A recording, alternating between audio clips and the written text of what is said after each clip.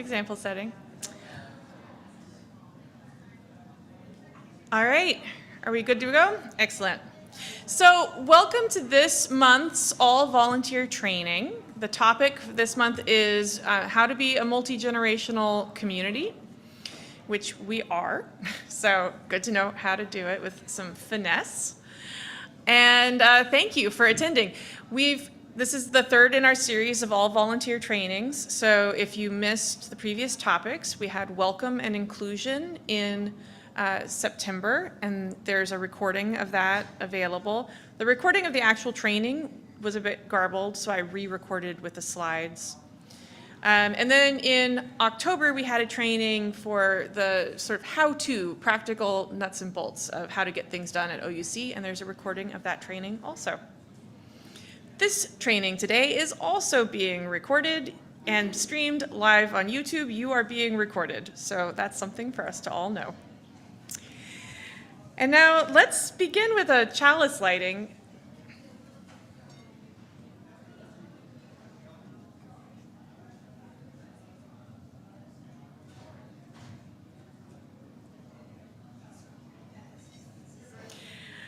And because this is a training about being a multi-generational community, our chalice lighting words are those used in our children's classroom. We light this chalice to celebrate Unitarian Universalism. This is a church of open minds. This is a church of helping hands. This is a church of loving hearts. Together we care for the earth and we work for friendship and peace in our world. So welcome. So a bit first about generations and what generations we have here. So Teresa, if you could put that slide up. So we have many generations, even just in this room right now. And there's some different names are sometimes given to the different generations. So on this picture, you see traditionalists is listed.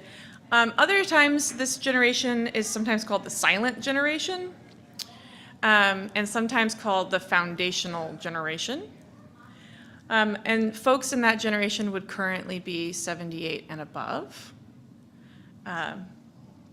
according to generational theory. Now, you all are free to self-identify into whatever generation you want to self-identify into. And disclaimer, as I talk about generations, this is all generalities, and so not everything about a certain generation is going to be true for all the people of that age group. Now, baby boomers also present. They would currently be aged 57 to 77. Gen X, also present, currently would be aged 42 to 56. Millennials, also present, yep, currently would be aged 26 to 41. And then I think we may have not got this one in the room anymore. Gen Z just walked out. Those would currently be aged 12 to 25. They are present in the building, though.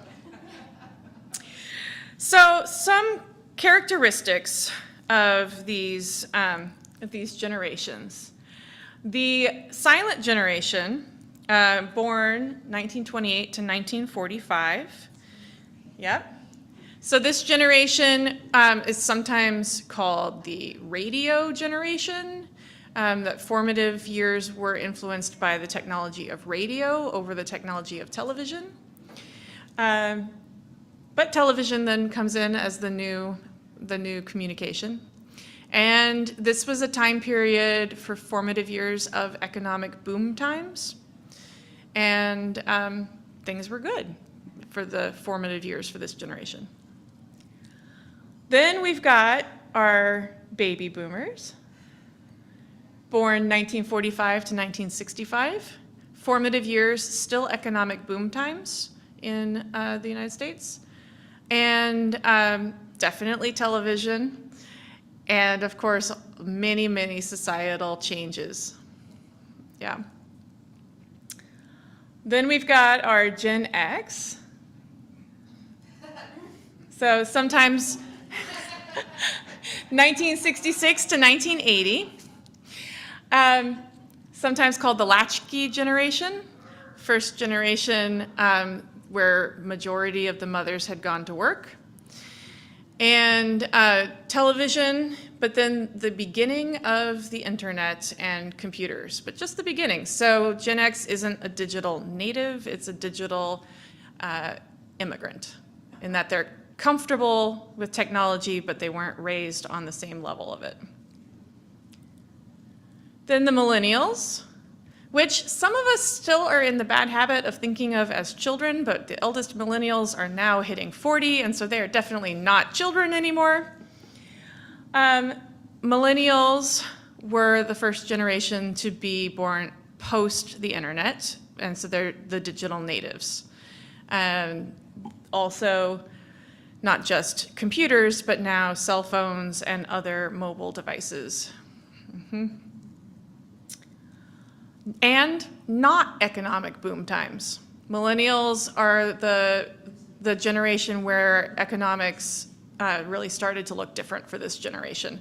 Gen X in the middle is somewhere between the prosperity levels of the baby boomers and the not so great prosperity levels of the millennials. And then Gen Z, believe it or not, some of them are actually adults now. And Gen Z born 1997 to 2013.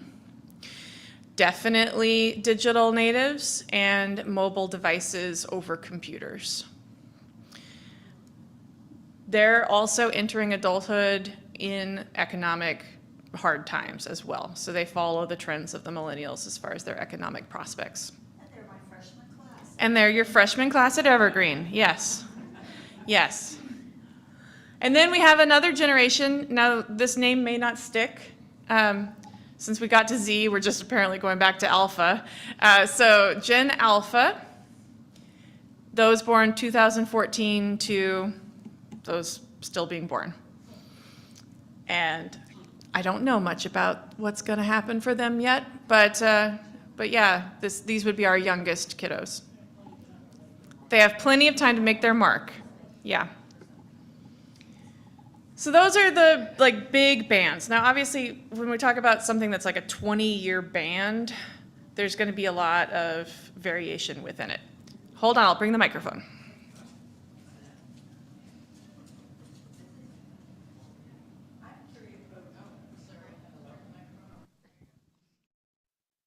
Hello? Okay. Quick question. Why is the silent generation called the silent generation?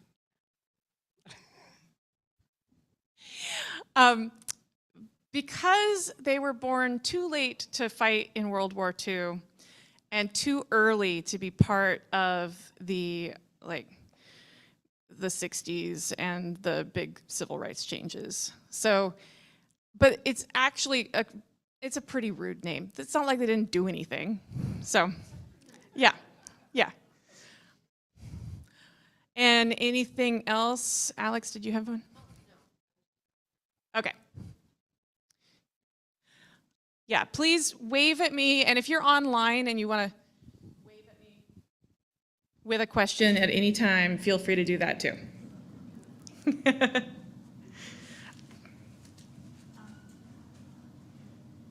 I feel at this church we have the older boomers and the younger boomers, because a lot of times folks will all know the same songs and just assume that everyone in church knows this folk song or something, and we don't. So, yeah.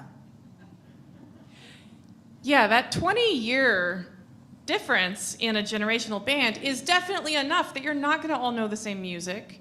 You're not going to all have the same pop culture references. I went to a generational training at one point where the way they introduced it was that they were like, we're going to play the song of your generation, and when you hear it come on, everybody stand up and dance to it. And I was waiting for my song, and it never played. And I was like, I'm sorry, Prince was not actually the song of my experience as a Gen Xer. It was the wrong part of it. Yeah.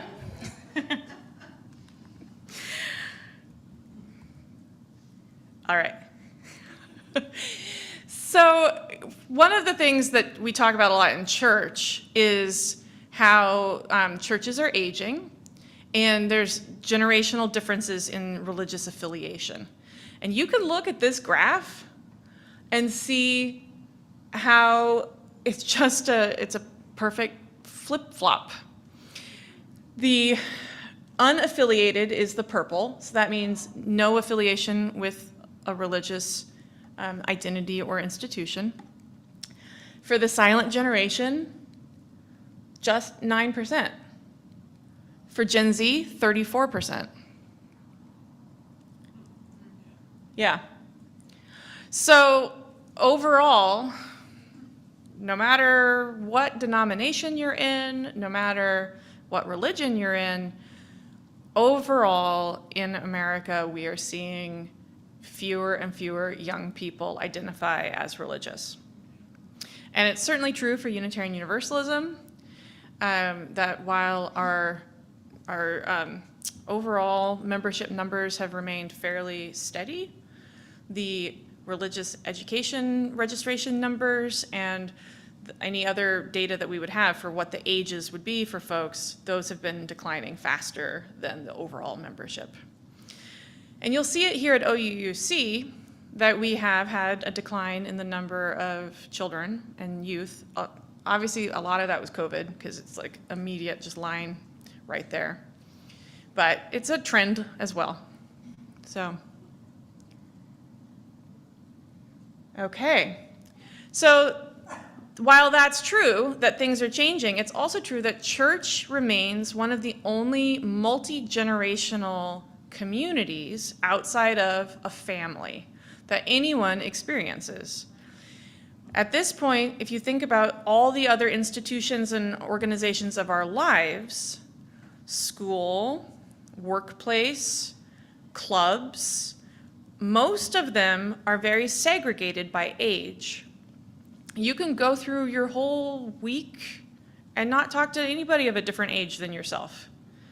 And church might be the only place, other than in the family, that you do have these relationships with people of different ages. And personally, I think that's a really important thing, and it's a strength if we can make that really vibrant. Okay, next slide. So I mentioned a little bit, and don't try to read all of this, but I'll summarize it for you. But I mentioned a little bit about the technology issues. It's also just communication in general is one of the big generational issues. So when we're working with different generations in one community, communication is always going to be one of the big struggles. So you'll see here that now we're just calling the silent generation, and we're just calling everybody maturists. We're lumping them all together on this graph. Again, my apologies for names that are assigned to generations. I didn't do it.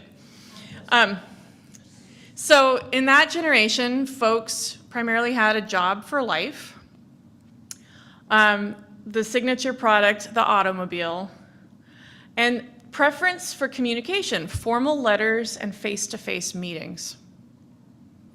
So if we want to communicate with this generation, we need to have formal letters and face-to-face meetings. Still. Baby boomers, a change in career styles, but also a change in communication media. So now it's the telephone. You call them on the phone. This horrifies me as a Gen Xer. I don't want to call anybody on the phone, but I have to call people on the phone sometimes, and so you have to be flexible, right? And ideally, face-to-face meetings still. But increasingly, we'll go online for meetings. Then we get to Gen X. Signature product was the personal computer. Preferred communication is email or text message, but most often it's email still. And would meet online quite flexibly, still some slight preference for face-to-face. We get to millennials and Gen Y, and at this point, the preferred communication is a text message. maybe an email, but text message is preferred. And social media is another way to reach them. Still prefer face-to-face. Really, honestly, face-to-face communication is still going to be our best bet for most folks. But we have to offer other options. Then we get to Gen Z, and this graph is a few years old, so they've listed a dead technology here as being like cutting edge. Google Glasses didn't work out as promoted. But the point is, there's a lot of new technology possibly on the horizon, and they are connecting using a variety of devices. Smartwatch, yep. Some of the handheld gaming consoles also do quite a bit of communication. So there's a variety of communication devices being used and a huge variety of communication platforms being used. So it's really hard to pick the one that's going to get everybody. It's diffused, as opposed to the newspaper or the formal letter or the 3 television stations. That was concentrated communication. Now it's diffused communication. What does this mean for us? It means that we need to look at communicating in a variety of ways.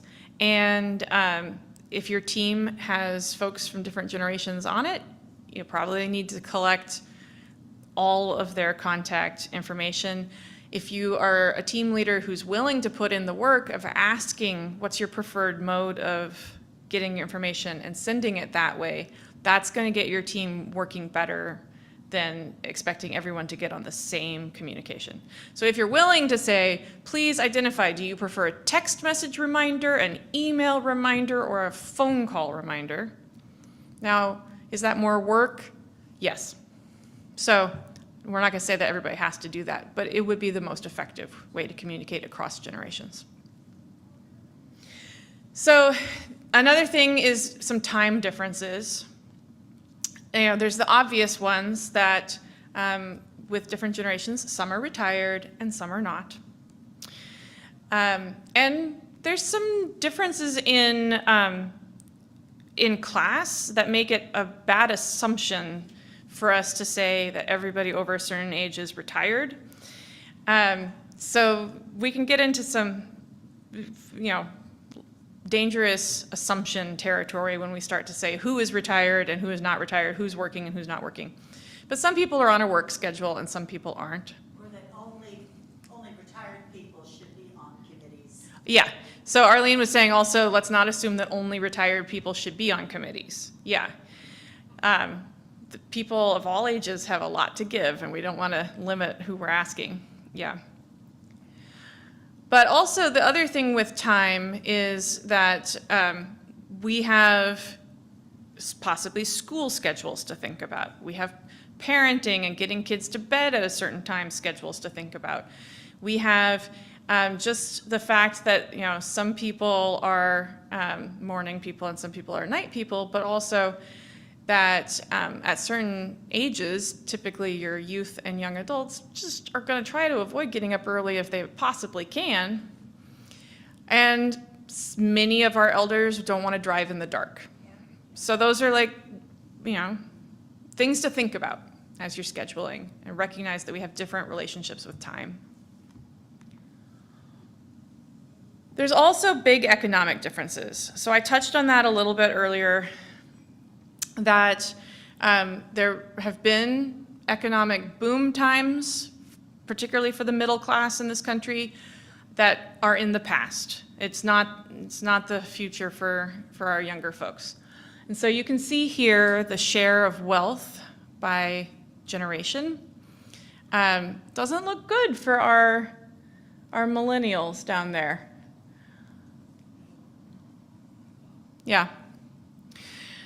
So just to be aware that there's a lot of factors that go into this. Both, what was the economy doing when you came of age? Because that is the trajectory that launches people onto their career paths most often. What is the economy doing when you enter into the workforce? What was the situation with the cost of education? And do you enter the workforce burdened with heavy student loan debt? That changed a lot for the last few generations. And the housing prices have really changed. So all of that leads to this disparity that we see.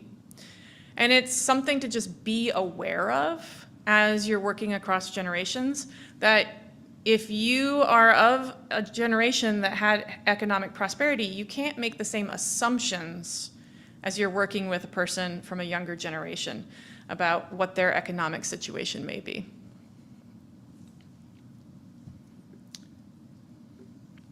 So, what do our different generations need and want as volunteers, and how do we pull them in as volunteers? Because we want volunteer teams that are vibrant and multi-generational, right?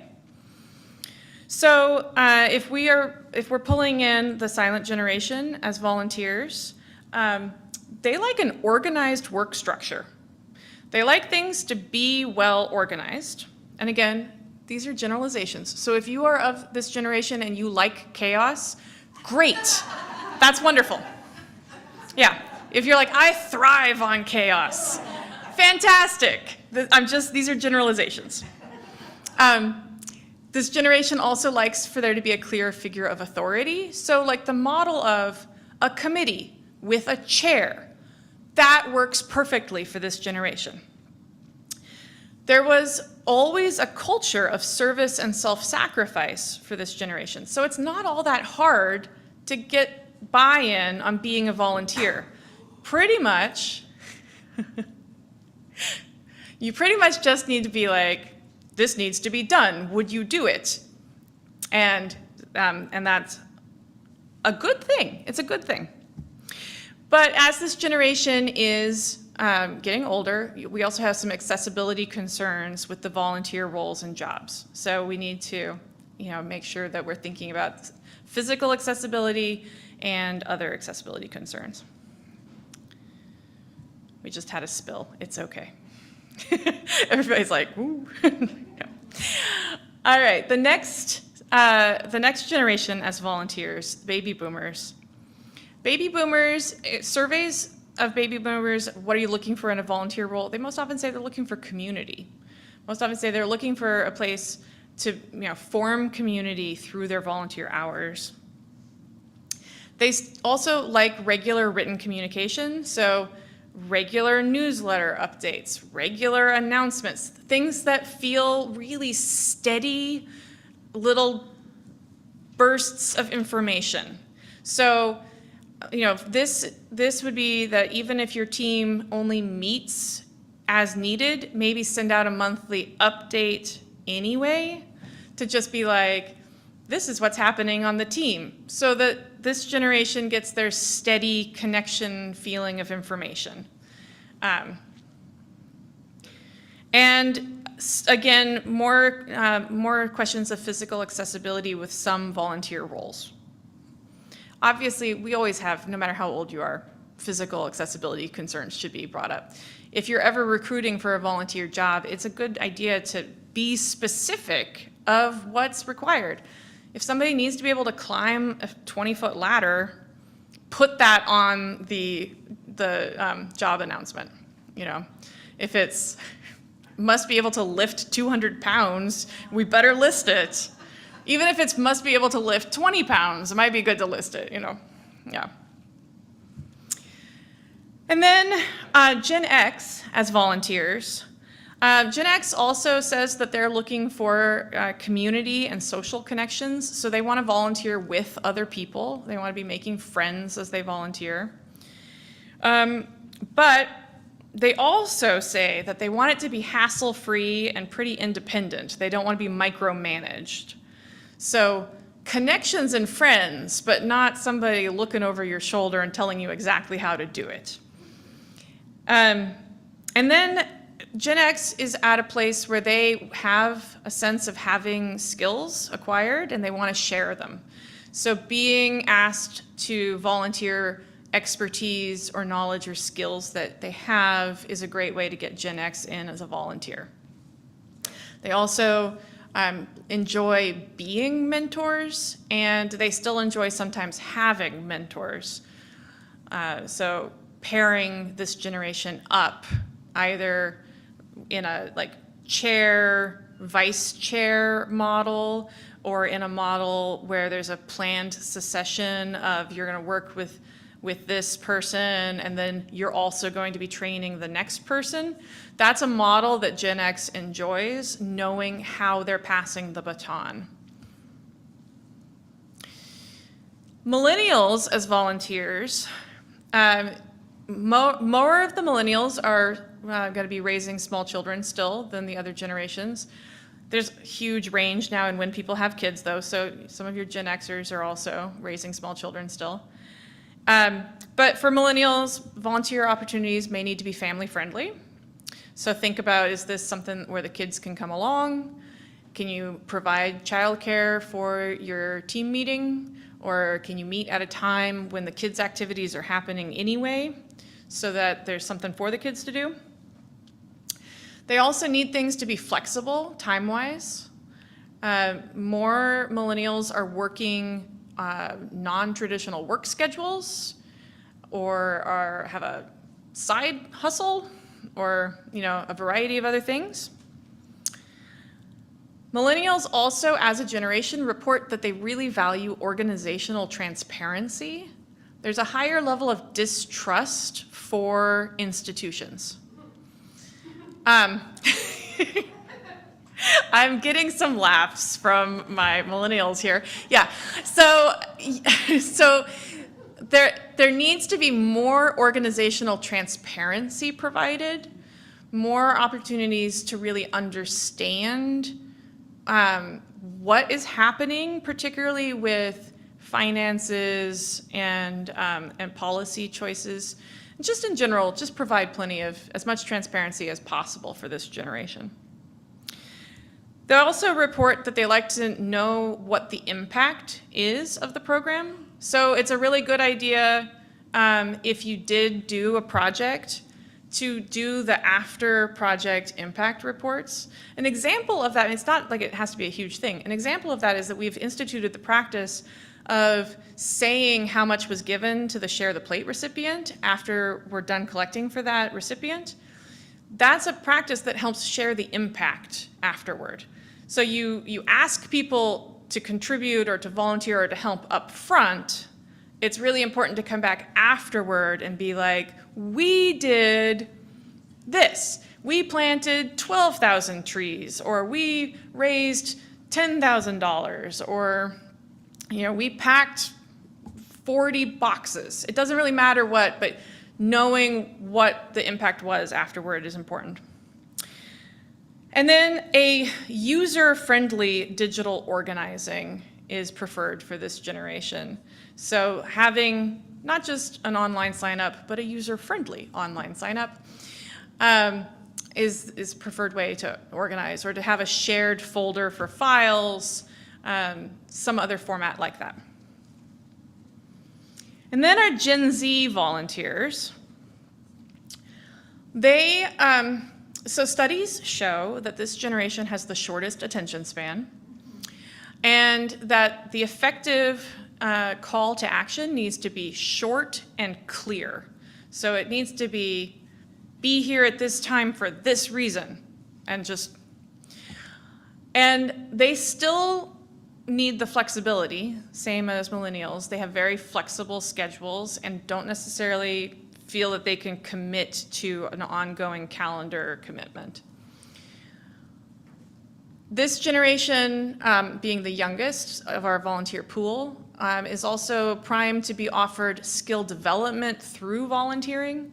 So come and do this volunteer role because you'll learn these skills from it.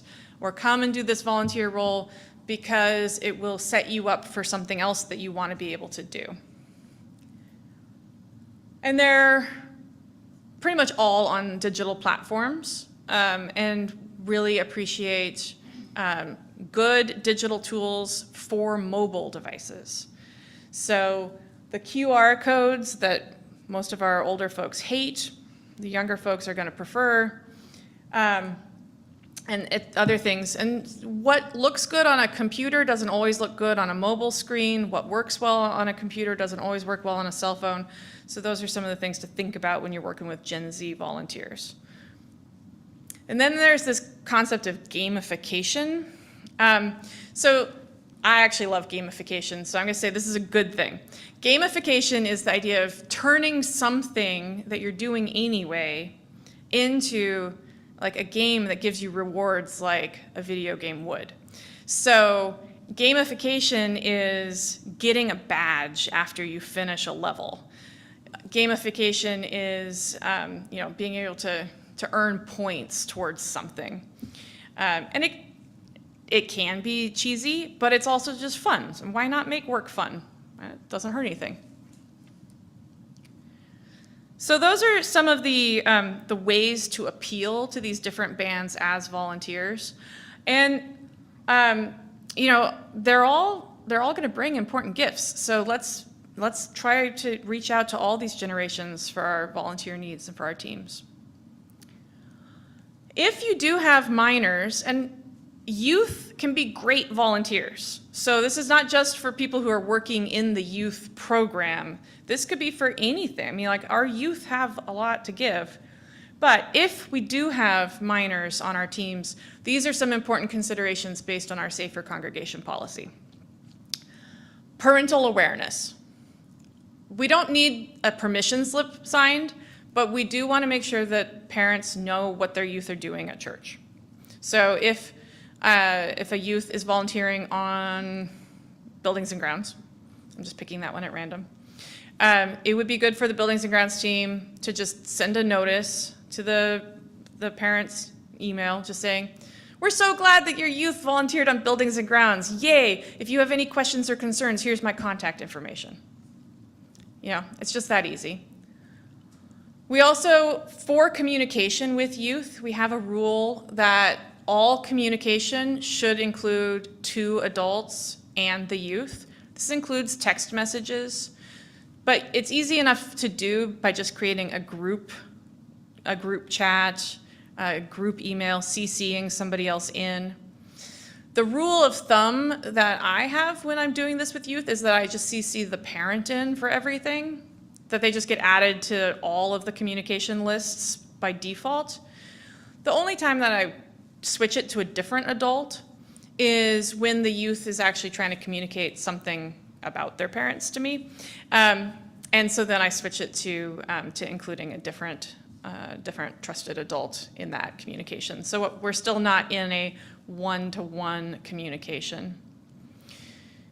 Yeah, let me. Could you clarify why you need that multiple person? I'm just counting the adults. So is the person sending the message count as one adult, and the parent would count as the second adult? Okay, thanks. That is correct. Yeah, so the person sending the message counts as one adult. The parent would count as the second adult. The other question I just had is to clarify the reason for that. So the reason for this rule, for the 2 adults rule, is really it's about prevention of grooming and sexual abuse. It's also prevention of other forms of exploitation that young and vulnerable people are more vulnerable to. But the primary one that we're concerned about is sexual abuse. And so, unfortunately, church communities, as one of the only multi-generational communities outside of the family, are also a potential place for people to prey on young people. And so having this rule about having people CC'd into the communication just helps prevent it, and it provides a witness if there's ever a question later. Yeah. I have a very good friend who is a therapist for children in this community, and she works a lot with the courts. And this abuse issue goes 2 ways. Children are very vulnerable to adults, but adults can be very victimized by youth. Young people are very smart about sexuality issues today. So there's really good reason for people to have communities in communication rather than one-on-one communication.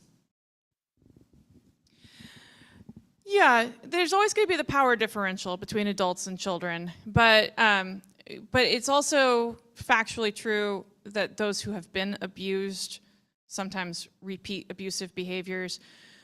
Really, universal precautions of having people CC'd in, having witnesses, having just a culture of, again, transparency is healthy for everyone. Yeah. And so it's going to be exactly the same thing here with the no rides in cars or permission slips for rides. So if you do have a youth who's volunteering, they may need a ride because they don't have a car. That's probably a situation that's going to be true. But they can't have a ride from just one adult. We can organize a ride that's a carpool. And if there's 2 unrelated adults plus the youth, or 2 unrelated youth plus the adult driver, if it's the 2 unrelated youth plus the adult driver, then we still need a permission slip for sure. If it's 2 unrelated adults, we may not have to do all of that. In general, just try to avoid the rides. Yeah. And then the bottom line, no ever one-on-one adult minor communication or time, which can get tricky, right? So a youth wants to talk to you. Their big things are going on in their life. They trust you. You're an adult that they trust. And this is a beautiful thing because also studies have shown that for every trusted adult in a young person's life, their resiliency factor goes up. And that we actually have goals of having at least 7 trusted adults in every youth's life. It's good for you to be one of those trusted adults, and you still have to find a way to be that trusted adult for them without getting into a one-on-one private situation. So this is how I do it. If somebody wants to talk, we often do it like in a fairly public place, but not exactly like in the midst of others. So, you know, like if somebody wants to talk during coffee hour, you can step aside a little bit. You can provide a little bit of privacy, but you're not alone with them. If they need to make an appointment at a coffee shop. Make sure that another adult knows that you're meeting that youth at that coffee shop, and only meet them in the public space of the coffee shop and just talk there. I also have like walked around Capitol Lake with a youth while their parents walked like far enough behind that they were out of earshot in order to have a conversation about something big that was happening in their life.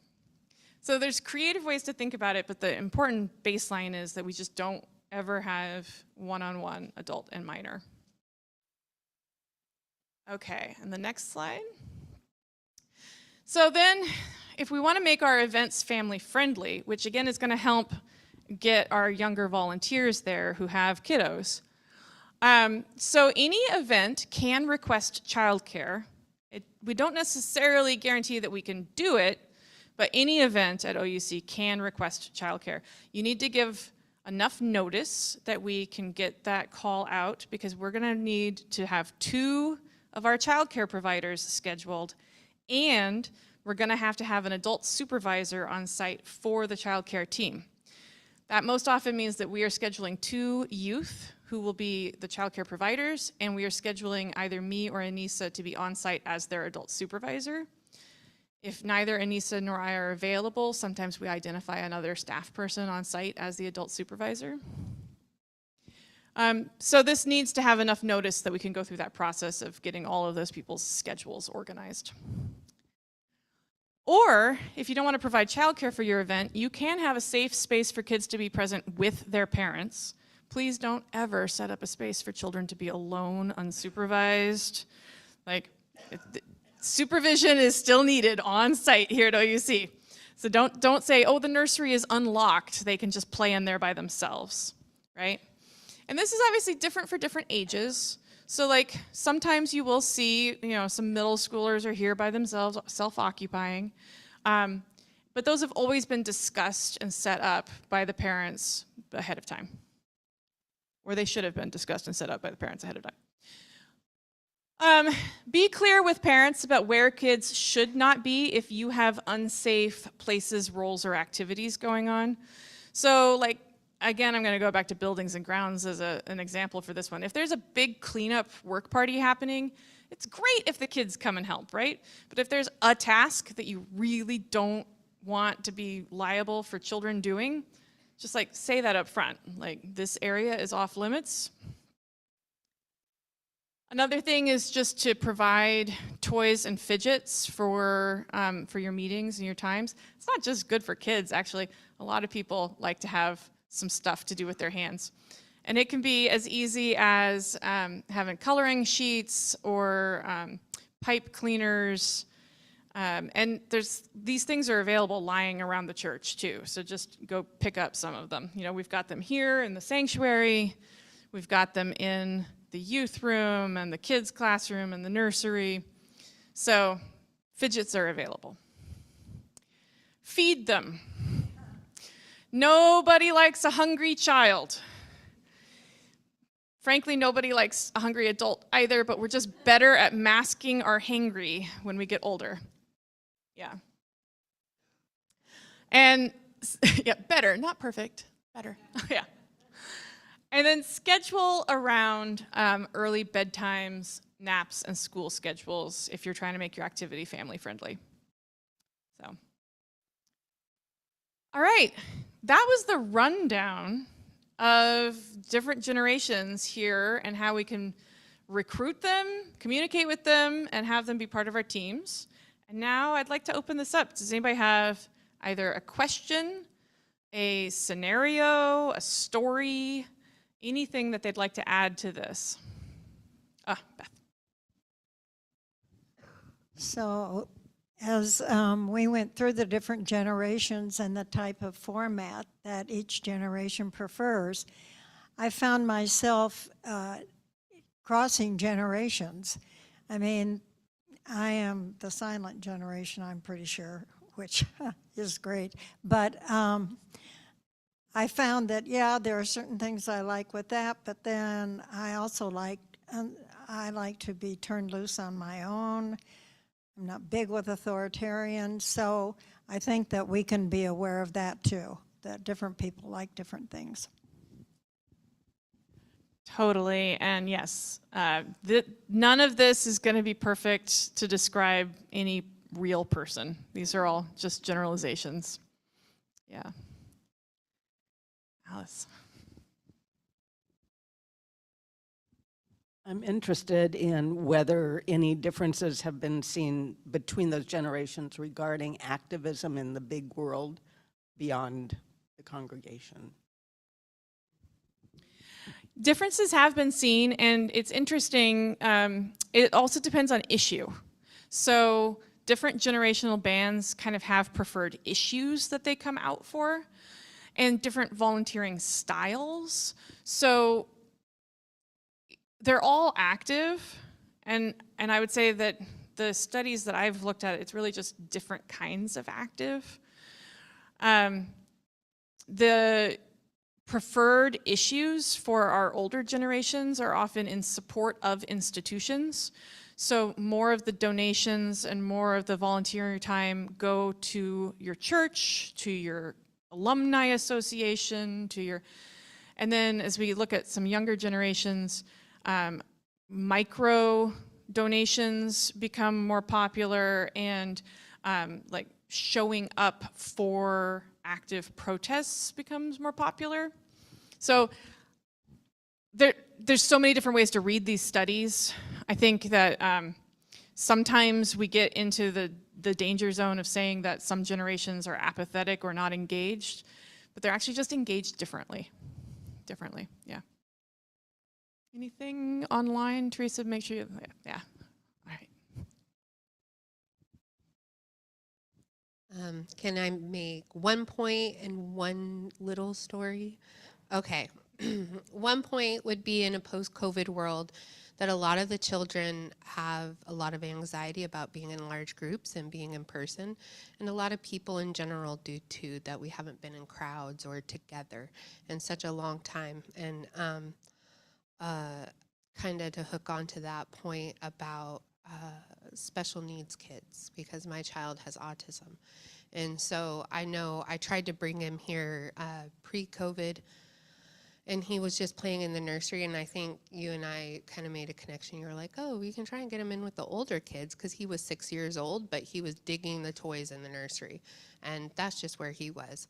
And then one story about how intergenerational communities really support. When my son was still breastfeeding, I changed churches from a very large 600 to 800 program church that had a nursery and it had children's programs, and we moved from one city to another, and I went to a church that was just down the block, and it had 20 people and no children and no programs. So I showed up to one service, and I honestly didn't think I was going to come back, because all the chairs were like this. They didn't have any arms. And I sat in the back row, and I was breastfeeding, and he fell asleep. And I was like, oh my gosh, I have to carry this whole baby like the whole entire service. So and there's no nursery, there's nothing there. And so I was like, I don't know if this church is for me. I was a single mom. I didn't have any support. And the next Sunday I showed up, and in the back of the service, in the back of the church, they had set up a rocking chair, blankets, and a small crib, just for in case we came back. And I think I ended up staying at that church for several years, because they were just so supportive of, we know we don't have any children's programs, and we don't have a nursery for you, but here's this. And so when coming back from COVID, that there's now this family corner, it took me back to that church of sitting in the back with the rocking chair and just feeling that level of support by my community of, your baby is welcome here. And as he aged, as Matt, he was the pastor, as Matt would be preaching up in the front, my son would walk up and hand him a ball, and he would preach and just throw and play catch with my kid while he was preaching, because there's only 20 people. It was like this, not very many people there. And so I just want to say, intergenerational. Thank you so much. And if I might, just really appreciating what Alex just shared, I want to just share a little celebration I had during today's service today. I don't know if everyone was able to see it for themselves or not, but at one point during the service, the youngest person over here in the family area, somehow, I didn't see how it happened, but they and Reverend Mary made some kind of visual connection, and they took the book they were holding over to Reverend Mary. And she spent some time with him just during the service as someone else was speaking, and it was just the most beautiful thing to see. Anyway, just want to share that. Yeah, thank you for those stories. And, Alex, I wanted to respond a little bit to your story, that there's two things that jump out at me there. One is that they did something just in case you came back. So they noticed what was lacking, and they did something to be more welcoming, which is beautiful. So if we notice, like, oh, something's not working for someone, we can make a change in case they come back. The other thing, though, is that in case you come back part.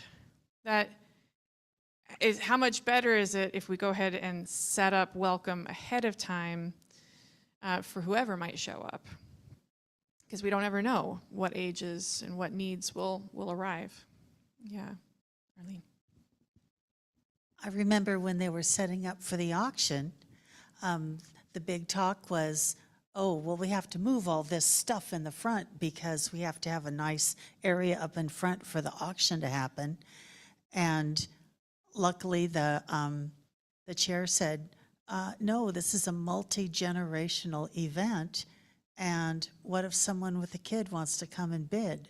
It needs to stay there so everyone's welcome. And it did, it stayed there. That's a great, yeah, thanks for sharing that, Arlene. So this is a story, but there have been a couple. A couple times I've been on the phone with a customer service rep, and young men, both of them, but I'll just tell the story of the first one. You know, they ask your age or your birthday, right? So I'm like, okay, May 4th, 1942. And there was a silence. And this kid said to me, he said, "How old are you?" And I said, "Do the math. I'm 81. And he said, 81, 81. I've never spoken to anybody that old." And I'm like, okay, am I going to go through customer service etiquette with this young man, or am I just going to let it go? And I just let it go. He's like, "Your voice doesn't sound old. How can you be that old?" So that's my intergenerational story. Yeah, and I mean, in our age-segregated society, maybe he had never talked to somebody in their 80s before. Yeah, yeah. Yeah. And again, we don't want to make assumptions about anybody and like try to peg them by age. Who knows how old anybody is? That's, yeah. And at the same time, I just wanted to quick thank you for taking the time to go through that slide.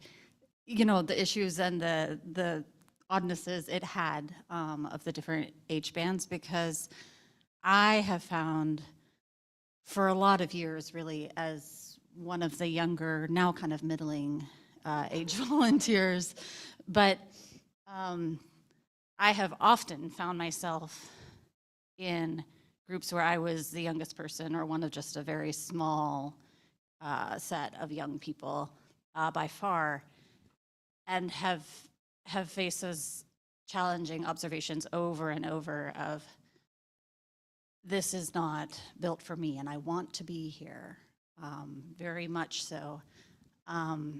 But like I just noticed, I'm surrounded by people who don't mean, like I know there's no ill intent, there's no even intentional unawareness, but who truly don't understand the fact that I work all day, a single parent, a kiddo, some of us, you know, with extra needs. We do school, we do all of the things. I'm on a single income. I'm paying a lot more for my housing than many older people are for their housing. And I'm paying student loans and all of that. And at the same time, like it's good for me to be reminded that it's hard for people to drive after dark. It's hard for people to stay up late. It's hard for me to stay up late too, honestly, for things that aren't in my home. But thanks for taking the time to go through that. Yes, and thank you for naming the this wasn't built for me feeling. Yeah, that's an important feeling to notice. And one of the tricky things is that, you know, as we come along with our church culture, it was built by one generation and it needs to then get passed to the next. And the way things have, you know, we really can't ever get into but we've always done it this way. Why can't people just do as they've done before? You know, oh, we couldn't possibly have a team with no chair. How would that work? Well, no, it could work. The old model doesn't have to stay that way forever. Yeah. All right, time for one more. Just to echo her, not built for me. When I started coming here, I actually started coming before Mary. A lot of people don't know that. But I avoided people like the plague because I really didn't feel like I fit in here. When I first started coming here, it felt like a really traditional church. One that I was really struggling to be a part of because of past trauma. But doing things like having the LGBTQ up in here, or even having that rainbow flame up there. And then when you guys voted for Mary about she brought you guys to task about white privilege and racism and stuff like that. And I thought for sure, oh, bye, Mary. And I joined the church because you guys voted her in. But one of the disconnects, and I kind of want to touch about it, one of the disconnects between the older generation and the younger generation, and that distrust and it's not built for us and it's built different, is traditional churches are based in racism, white supremacy, and white privilege. And so as Mary came and you guys start making this tradition, I am seeing more and more queer people here. I'm seeing more and more younger people here. And we're really building past something else that when I first came, it's not tradition. It doesn't feel as traditional anymore. It doesn't feel quite so white-based. It doesn't feel quite so. And so when the younger generation is coming in, stereotypically, like, your generation has the highest rate of racism, right? So we as white people have to really set us apart from that group of people because we look the same, right? There's no differentiation. So doing that work and making us set apart from a traditional spiritual community or religious background, or we're just not another church, is a very important distinction to make. Thank you, Alex. Yeah, and I think I would like to add one concept there about we need to actively work to not just be not racist or not based in a white supremacy culture, but we need to work to be actively anti-racist. It's not enough to just be passively, I'm one of the good ones. It's not enough. So that is the work that we're trying to do here now. We are trying to be actively anti-racist, anti-oppressive, anti-transphobic, anti-ageist, anti-ableist. And we're doing it, but it's a lot of work, and we got to keep doing it, and we can do it together. Yeah. So I'm going to end there. I'm going to extinguish the chalice with deep gratitude that you all showed up for this work today and that you are building a multi-generational community for all. May it be so.